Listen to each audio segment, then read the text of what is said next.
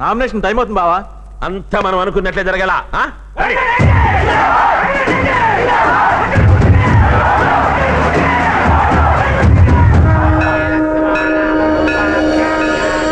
అమ్మా, నా నిర్ణయం ఏంటో నీకు తెలుసు. నీ ఆశీస్సులు కావాలి. నన్ను దీవించు తల్లి.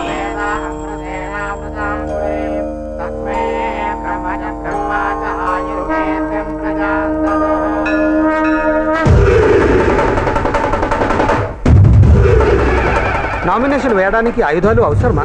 మీకే చెప్పేది, ఆయుధాలు పడేసి రండి. సంతకం పెట్టండి. Best of luck. థ్యాంక్స్. అమ్మయ్యా, ఆయనకంటే ముందు నామినేషన్ వేసినాం, బరువు తగ్గిపోయిందిరా. ఇదేమన్నా పరుగు పందమా? ముందు నామినేషన్ వేసిన ఎక్కడానికి ఇంకా సేపట్లో ఆడొచ్చేస్తాడు. నామినేషన్ అయ్యాడు. ఎందుకేడు? మన డప్పు సాయిగాడు ఆ దగ్గర డప్పు వాయిస్తా ఉంటాడు ఇప్పటికే.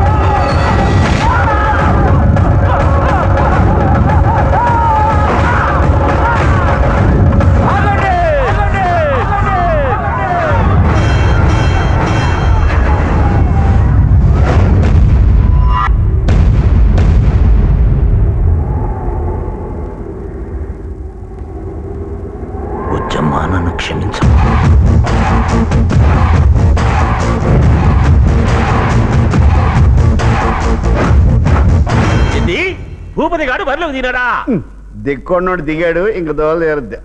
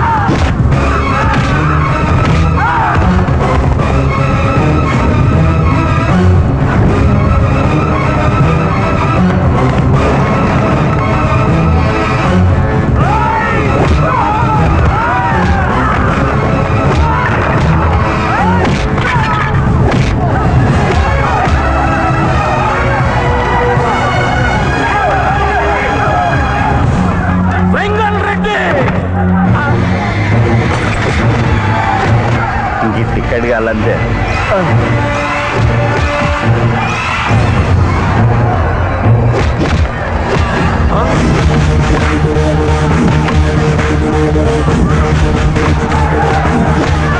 చూసారేంటా?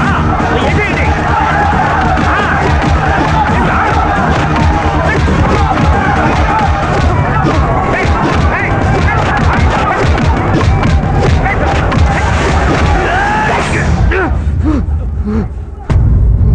వంశీ ఆనండి. వంశీ, భవిష్యత్తు ఉన్నవాడివి, నీ చేతికి నెత్తురు అంటకూడదు.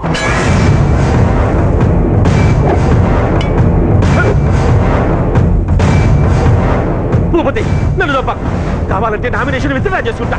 ఈ నుంచి వెళ్ళిపోతా ప్లీజ్. ప్రాణాలు తీసేవాడికి ప్రాణం ఇచ్చే ధైర్యం కూడా కావాలి. అది నీకుందా? వెంగళరెడ్డి, ఎమ్మెల్యే అనే 3 నాళ్ల ముచ్చట కోసం ఇంత రక్తపాతాన్ని కోరతావా? పదవి కోసం ప్రజల మనసులు గెలవాలి, కానీ ప్రాణాలు తీయకూడదు. చూడరా, నీ స్వార్థం కోసం నీ వాళ్ళు నా వాళ్ళు ఎంత రక్తాన్ని చిందించారు. నా చెల్లెలు పెళ్లి కన్నా నన్ను నమ్ముకున్న ప్రజల ప్రాణాలే ఎక్కువ అనుకున్నా, అందుకే కత్తిపట్టా. నామినేషన్ వేయడానికి ఇంకా 5 నిమిషాలు టైం ఉంది. లాయరు, నామినేషన్ పేపర్లు ఇవ్వండి.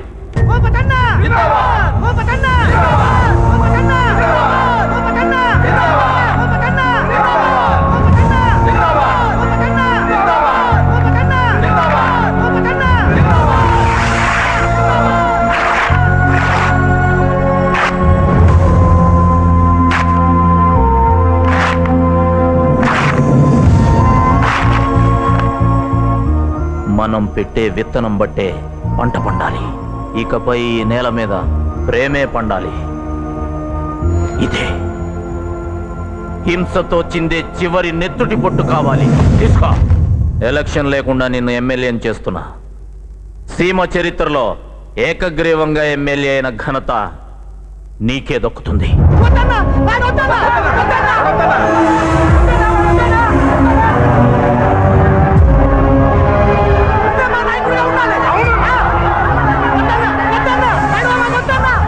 మీ అభిమానానికి రుణపడి ఉంటాను.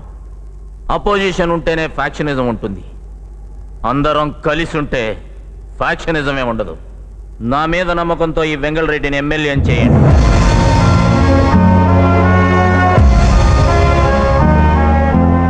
వెంగళరెడ్డి ప్రజల క్షేమం కోరేవాడు, ప్రజాప్రతినిధి. ప్రజల నిధులు కోరేవాడు కాదు. సేవ చేస్తావన్న నమ్మకంతో ఈ పదవి ప్రజల తరపున నీకు అప్పచెప్తున్నా. మా నమ్మకాన్ని నిజం చేస్తే వచ్చే 5 ఏళ్లే కాదు, జీవితాంతం ఈ నియోజకవర్గానికి ఎమ్మెల్యేవి నువ్వు. మాట తప్పావో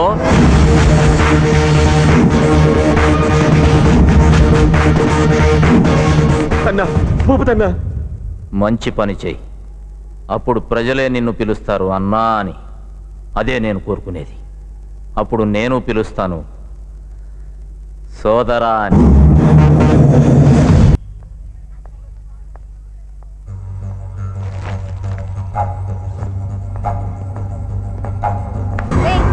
సారీ.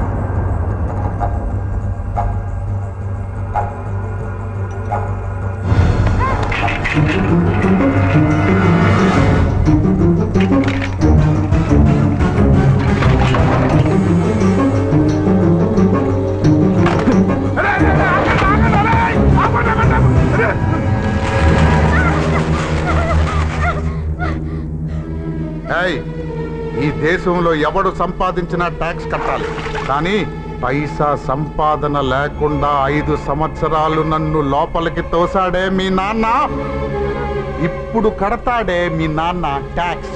అది సంవత్సరానికి ₹1 కోటి చెప్పున 5 కోట్లు. ఇప్పుడు నీకు జరిగే అవమానం మీ నాన్న 5 జన్మలెత్తినా మర్చిపోకూడదు. తమ్ముడు, అన్నయ్య, ముందు దీనికి నువ్వు సంతకం పెట్టు, తర్వాత మీ ఫ్రెండ్స్ సాక్షి సంతకం పెడతారు.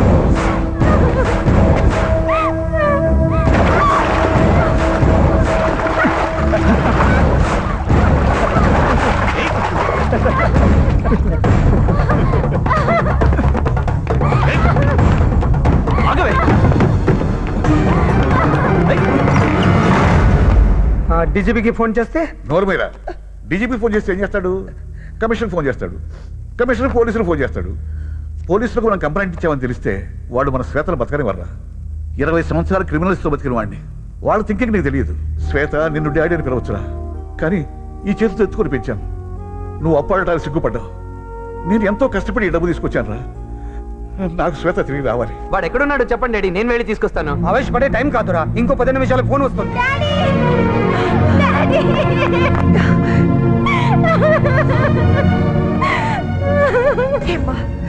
నీకేం కాలేదు కదా? కాలేదు. Thank God. ఎలా వచ్చావమ్మా? నమస్కారం జడ్జి గారు.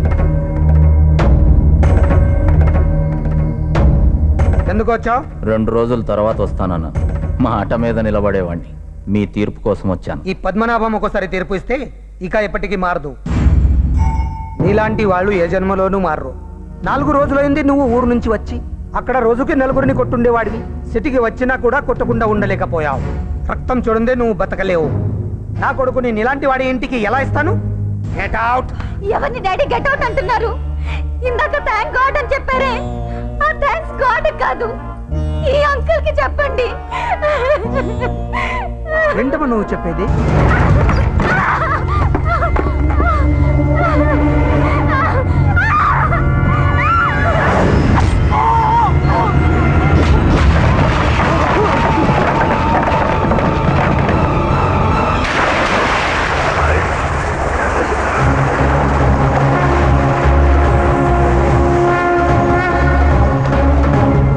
రే బలి, అన్నా ఈడితోటి మన మామకు తలనొప్పి ఉండకూడదని చెప్పానా? ఈ తల కూడా తీసేయమన్నావు కదన్నా. ఎవరు నువ్వు?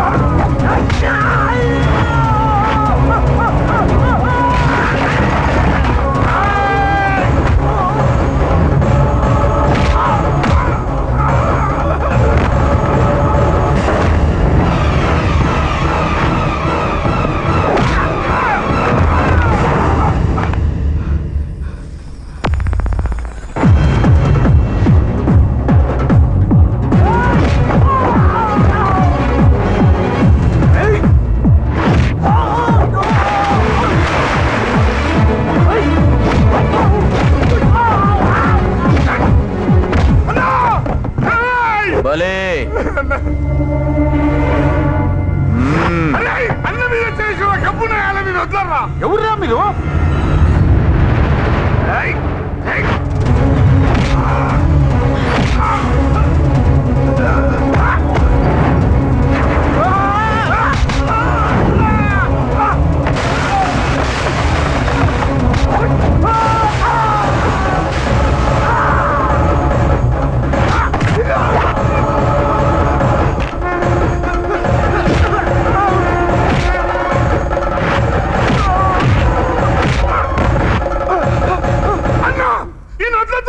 ఇంకొక్కసారి మా మామకు తలనొప్పి అయ్యావో తల తీస్తా.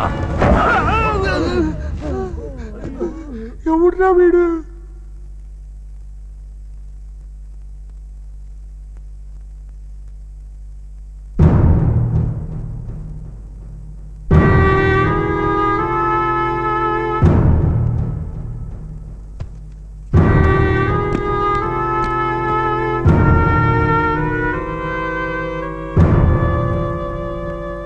లైఫ్లో ఎవరికి రుణపడి ఉండే అలవాటు లేదు నాకు. నా కూతుర్ని కాపాడినందుకు. డాడీ, అంకుల్ 5 నిమిషాలు లేట్ గా వచ్చుంటే నా జీవితం నాశనం అయ్యుండేది. కాపాడినందుకు రేట్ కట్టారు. నాకు ఏదైనా అయ్యుంటే దానికి ఎంత రేట్ కట్టుండేవారు డాడీ. ఈ దేశంలో కొన్ని వందల రేప్ కేసులు మీ కోర్టుల్లో విచారణకు వచ్చుంటాయి. ఎంతో మంది ముద్దాయిలకి శిక్ష పడి ఉంటుంది. కానీ ఏ జడ్జి అయినా పోయిన శీలాన్ని తిరిగి ఇవ్వగలిగారా డాడీ? ఏడోకమ్మా, మీ నాన్నగారికి కావలసింది నీతి, న్యాయం, ధర్మం. ఇంకెవరు ఆయనకు అక్కర్లేదు. సిచ్యువేషన్ అర్థమైంది. నువ్వు చేసిన ఈ సాయంతో మంచి మనిషివి అనిపించుకున్నావు. మా ఇంట్లో అందరి మనసులు గెలిచావు. కానీ నా మనసు గెలవాలంటే మీ ఊర్లో జరిగి బై ఎలక్షన్లో పోటీ చేసి గెలువు. వైలెన్స్ జోలికి పోకుండా, కత్తి పట్టకుండా, మంచితనంతో మాత్రమే. అప్పుడు ఈ సంబంధం గురించి ఆలోచిస్తా. ఎవరో చెప్పిన మాటలు విని మీరు తీర్పు ఇవ్వడం కాదు సార్. మీరే మా ఊరొచ్చి నా పక్కనే ఉండి కళ్ళారా చూసి చెవులారా విని అప్పుడు డిసైడ్ చేయండి.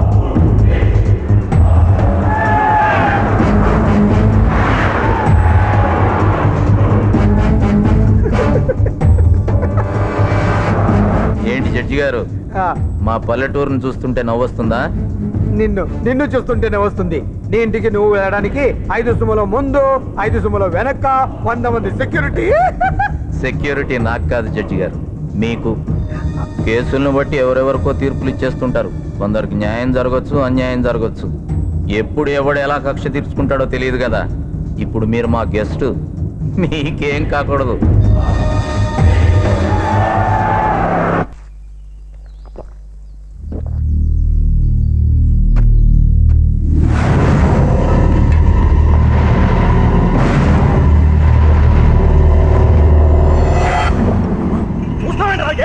భూపతి కాదురా, ఆడు భూపతిరా.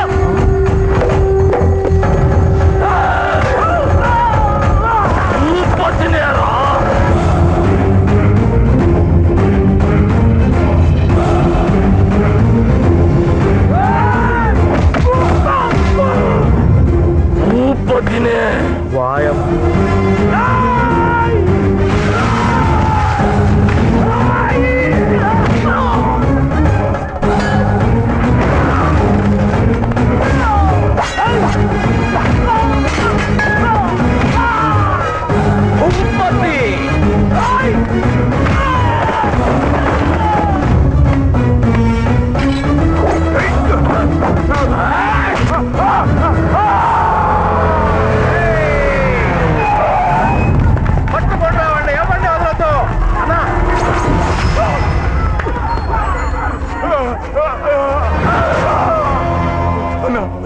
నన్ను వదిలిపెడితే నీకు నిజం చెప్తా. అక్కడ మీ అల్లుండి చంపడానికి ప్లాన్ చేశారు. పెళ్ళంట బుజ్జంకి నాకు అహనా పెళ్ళంట నా పెళ్ళంట.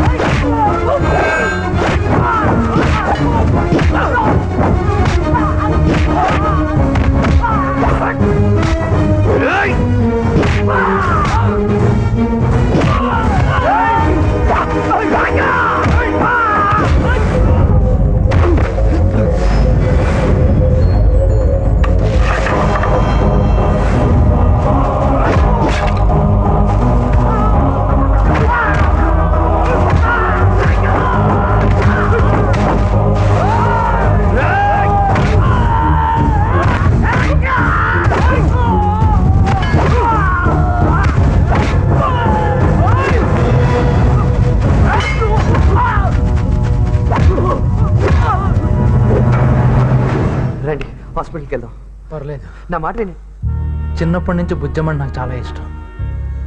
నీకు మనసిచ్చిందని తెలిసి 4 తన్ని ఊరికి పంపించేద్దాం నేను ఇక్కడ పిలిపించాను.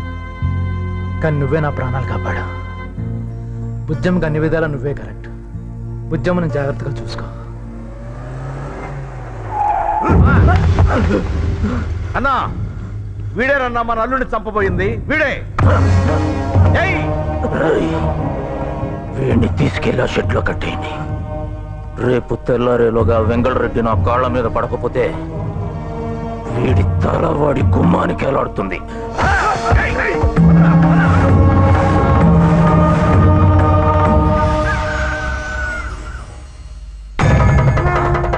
అమ్మా, నీకు ఈరోజు వీరబలిస్తున్నా.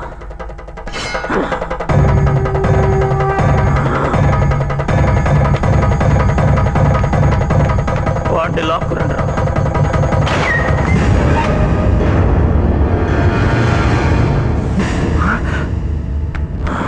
అన్నా తప్పించుకున్నాడన్నా. తప్పించుకోవడం ఏంట్రా? వాడిని నేనే వదిలేసానండి, చంపేస్తారేమోనని.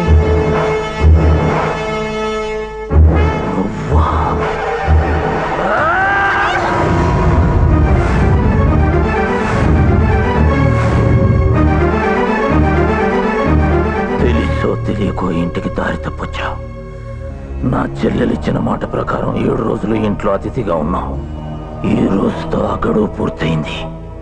సూర్యాస్తమయం లోపు వెళ్ళిపో, లేకపోతే నీ తల గాలిలో ఎగురుతుంది. ఇప్పుడు చెబుతున్నా విను. నా ఇంటికొచ్చి నా శత్రువును వదిలేసిన నువ్వు ఎన్ని జన్మలెత్తినా ఈ ఇంటికి ఏమీ కాలేవు.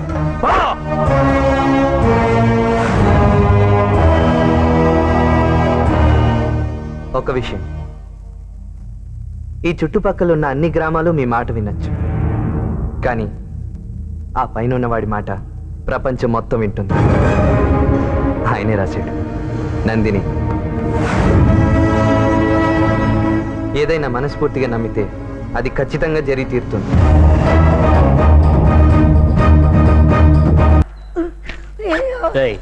మనం చెరుకు బండిలో పెట్టిన బాంబు కరెక్ట్ గా పేలుతుందా? డౌట్ లేదు. భూపతి గడి చెరుగడు లాగానే వాడి పని మాట. అర్ధగంటలో ట్రైన్ వస్తుంది, నువ్వు బెంగళూరు వెళ్ళిపో. మరి నువ్వు? నా సంగతి నేను చూసుకుంటా, నువ్వు వెళ్ళు. అన్నా తొలిపట్టు వచ్చింది. ఎప్పటిలాగే మీ చేతుల మీదుగా గెడలాగి తింటే చెరుకును ఫ్యాక్టరీకి పంపిద్దాం. ఆహాహా, ఈసారి బుజ్జమ్మ లాగుతుంది. బుజ్జమ్మ చెయ్యి కంటే మంచి చెయ్యి ఇంకెవరిది ఉంటుందిరా? చెల్లెల మీద నీకెంత ఆప్యాయతున్నా ఎన్నో ఏళ్లుగా ఇంటి పెద్దలకిస్తున్న గౌరవం అది. దాన్ని మార్చడానికి వీల్లేదు, నువ్వే లాగాల. అవునన్నయ్య, నువ్వే లాగు. తప్పదా? పదండి.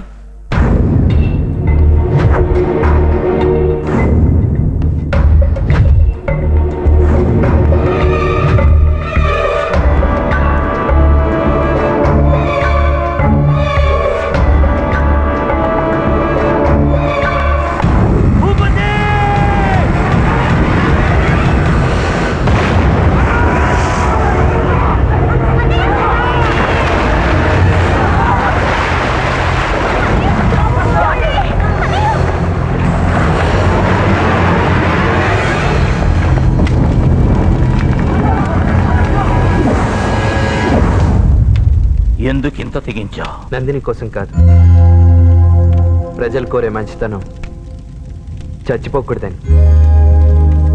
జరగకూడదు ఏదైనా జరుగుంటే నీకు ఏ అడ్డు ఉండేది కాదుగా. మీ చెల్లెలు దక్కితే నా ఒక్కడి జీవితానికే వెలుగు. అదే మీరుంటే ఈ సీమ ప్రజలందరికీ వెలుగు. వెళ్ళొస్తాను. నీ కోసం కాకుండా నా ప్రజల కోసం ఆలోచించా. అది నచ్చింది నాకు. సీమకు తగ్గవాడివి అనిపించుకున్నావు. ఈ గొప్పతనం నీది కాదు,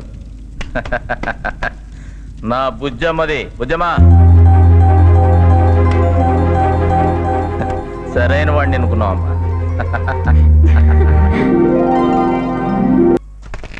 జడ్జి గారు, కనుచూపు మేరలో కనబడే తోటంతా మీ అబ్బాయిదే. మా అబ్బాయిదా? వాడెప్పుడు కొన్నాడు? కొనలేదు, కట్నం కింద మేమే ఇచ్చాం. సెక్షన్ 498A ప్రకారం కట్నం తీసుకోవడం నేరం. అయితే వద్దా? వద్దు. మరి పెళ్లి ఎప్పుడు పెట్టుకుందాం? పొలం నుంచి పెళ్లికి కలిపావు నా తెరుపు. ఏదైనా మనస్ఫూర్తిగా నమ్మితే అది జరిగి తీరుతుంది.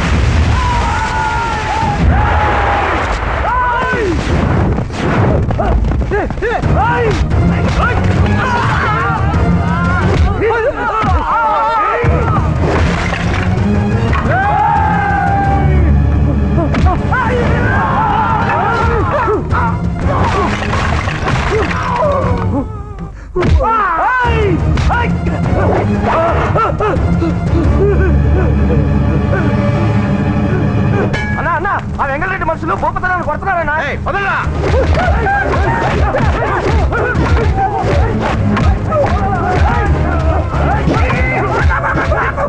మీరు చేస్తున్నది తప్పు. సెక్షన్ 337 ప్రకారం మిమ్మల్ని అందరినీ లోపలేస్తారు.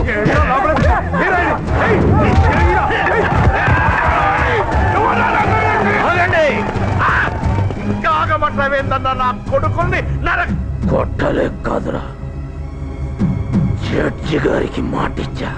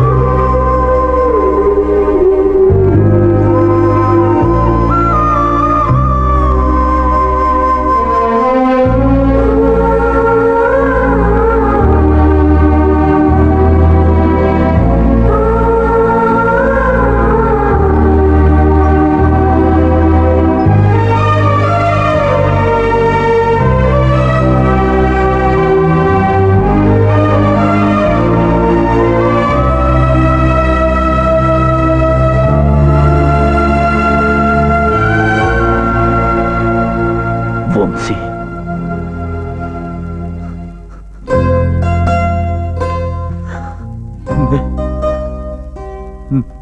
నేను ఓడిపోయాను.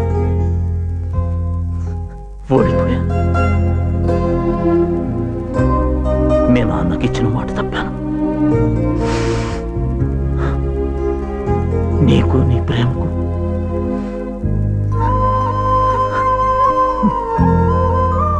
న్యాయం చేయలేకపోయాను. మీ నాన్నగారితో ఊరెళ్ళిపో. ఆయన చెప్పిన అమ్మాయిని పెళ్లి చేసుకో.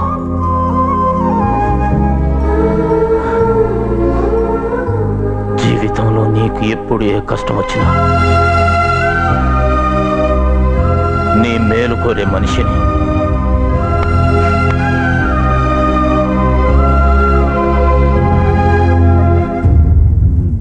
నేనున్నానని మర్చిపోకు.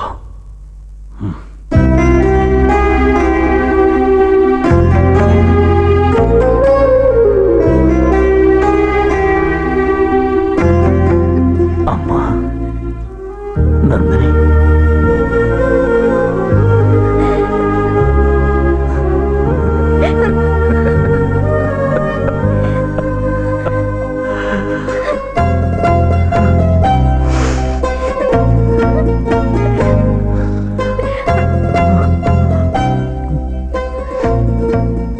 నన్ను